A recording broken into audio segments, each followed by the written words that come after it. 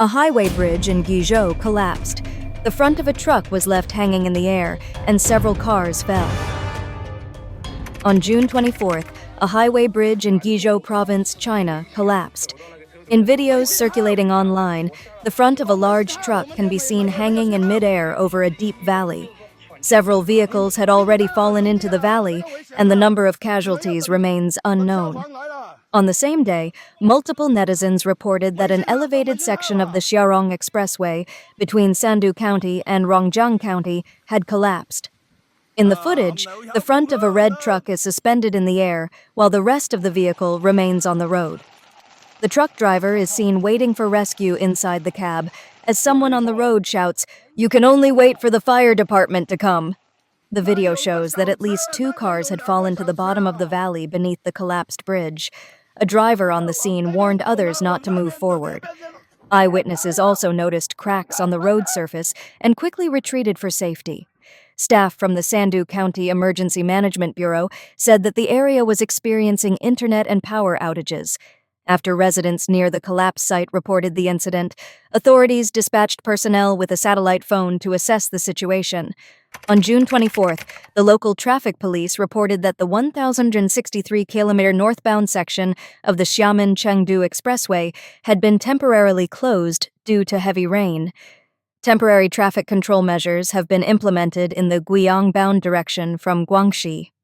All vehicles are being diverted to the Lirong Expressway and the Jianrong Expressway at the 1,221-kilometer northbound point, Xiaorong Expressway, Huangmeng Interchange. The incident shocked netizens across China. One wrote, "Please rescue the truck driver quickly. My heart is in my throat. I hope there are no casualties." Another said, "This driver must have burned a lot of incense for his ancestors to be able to stop like that." Later, eyewitnesses confirmed that the trapped truck driver had been successfully rescued. One netizen lamented, "I just saw a video from a colleague. The road they were taking from Yulin, Guangxi to their hometown was completely blocked. COVID-19, typhoons, floods, earthquakes, natural disasters keep coming. In this turbulent era, we all know what really matters. Cherish every moment." Another wrote, "What happened? Why did the highway bridge collapse again? Was it a design or construction problem, or was it caused by an overloaded truck? Rescue the driver with everything you've got. May the driver be safe. Then hold those responsible accountable and deal with it seriously."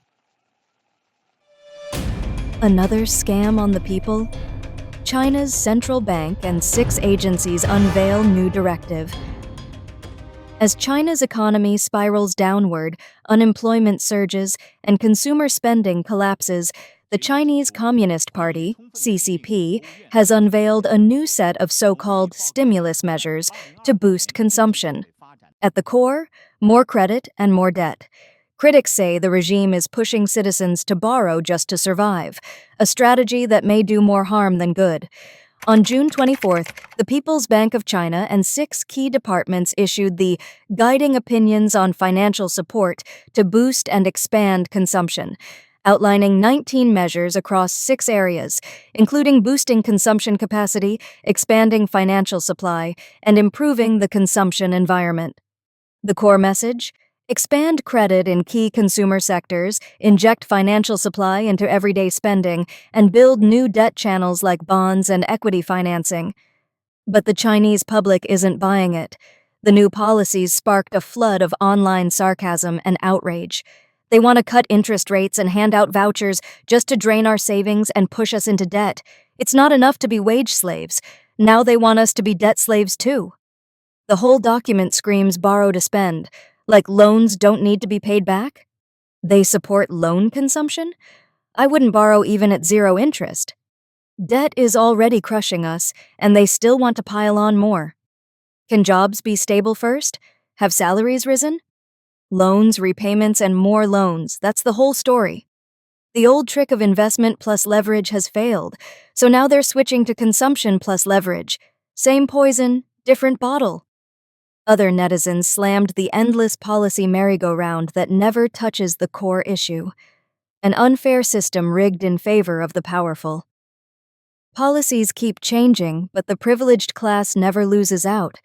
Nothing ever changes at the root. I tried starting a local business. I've got the connections.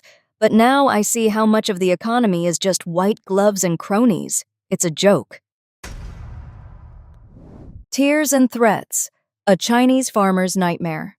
After 500 mu of potatoes were looted, Mr. Zeng from Suzhou, Anhui, never dreamed that the 500 mu of potato land he had contracted would be looted by hundreds of villagers just when the potatoes were ripe and ready to be harvested, with a loss of 150,000 kilograms every day for several consecutive days. After calling the police, they told him, "The law does not punish the masses." Mr. Zeng, in tears, posted a video online to protect his rights, but was threatened by the police and told to delete the video. In November last year, Mr. Zeng invested more than 3 million yuan and rented 500 mu of land in Qingquan Village, Jieji Town, Suzhou to grow potatoes. But when the potatoes began to be harvested at the end of May, Mr. Zeng discovered that nearby villagers often went into the fields at night to steal potatoes. "There were dozens of people at the beginning, and we kept chasing them away," Mr. Zeng said. After June 10th, the situation became more serious, escalating from theft to looting. Day or night, hundreds or even thousands of people came to the fields to dig potatoes. We tried to drive them away, but they ignored us. At most, they would drop the potatoes and move to another spot to continue digging. Mr. Zeng said that in addition to using sacks, many people even drove tricycles into the fields to haul them away, with at least 150,000 kilograms lost every day. Now, the total loss has reached nearly 1 million kilograms. Initially, Mr. Zeng called the police for help multiple times, but the police told him, "The law does not punish the masses. There are too many people, and we can't do anything." Unable to bear it any longer, Mr. Zeng posted a video of the scene online. But soon, the police came to his door and asked him to delete the video, threatening, "With such a big impact, is it good for you?" At noon on June 16th, Mr. Zeng reported that government officials also pressured him to delete the video to reduce the negative impact. In addition, my relatives and friends from all walks of life came to me and advised me not to report it again, saying they were powerless. However, many netizens expressed dissatisfaction with the authorities' handling of the case, saying, "What's the use of such police? Fire them." And "The police are guilty of dereliction of duty, neglect of duty, and bending the law for personal gain." Amid public outcry, the Yangqiao branch of the Suzhou Public Security Bureau in Anhui issued a notice on June 16th, stating that the public security organs have accepted the case for investigation and that the next step will be to handle it in accordance with the law and regulations based on the investigation results. China's middle class is back to poverty, the new three-piece set. Milk tea shops, coffee shops, and taverns have become the new three-piece set, marking the mainland middle class's return to poverty. These once trendy businesses were symbols of freedom and leisure, associated with the pursuit of poetry and distant places.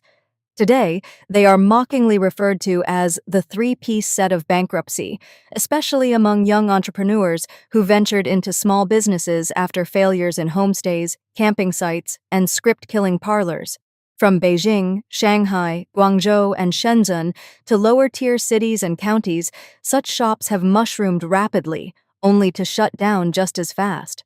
Social media is flooded with bankruptcy confession posts as countless shop owners reveal that the oversaturated beverage market and rising rent have crushed their dreams. In some areas, it's said that every block has a milk tea shop, and every week another one closes. Industry analysts estimate that only 10 to 20% of these small beverage shops survive beyond 1 year. The middle-class entrepreneurial wave is now widely seen as a financial trap. New coronavirus surges. Again, white lung and sudden deaths increasing. Amid a renewed surge of the CCP virus in mainland China, cases of white lung and sudden deaths among young and middle-aged people are reportedly on the rise. Residents from Hefei, Anhui, and Anyang, Henan told the Epoch Times that local hospitals are overwhelmed. Beds are fully occupied, and fever clinics are crowded again.